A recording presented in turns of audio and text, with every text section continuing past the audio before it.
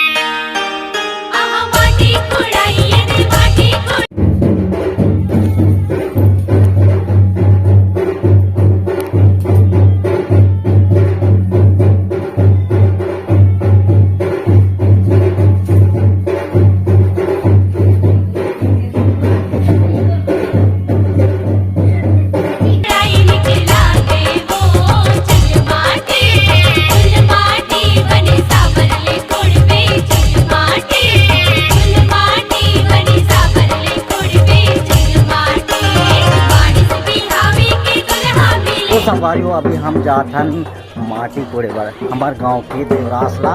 आज ही हमार गांव में हमार घर में मड़वा तो हम जाथन माटी लेहे बर हमार गांव के देवरासला।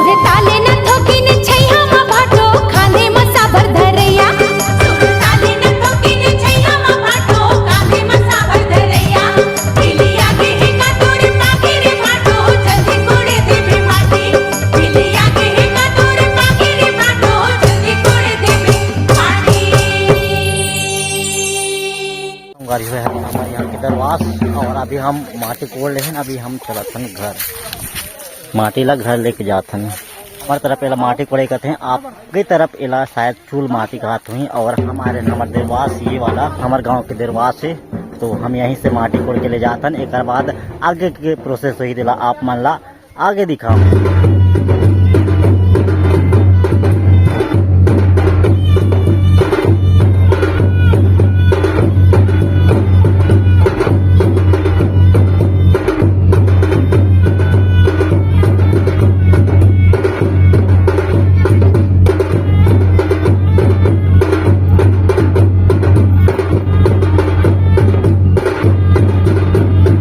कोड़ के वापिस आ गई। अब फिर से घुमाही जिला लोचन कहते हैं, मतलब जो सुहासिन मन करते हैं वो पहले करीन, ओकर बाद जैन माटी कोड़े बार अभी फिर आईने फिर ऐसे करें। ये सब सुहासिन मन के काम है, ये सब सुहासिन है और दूल्हा बाबूला घुमाओ थे।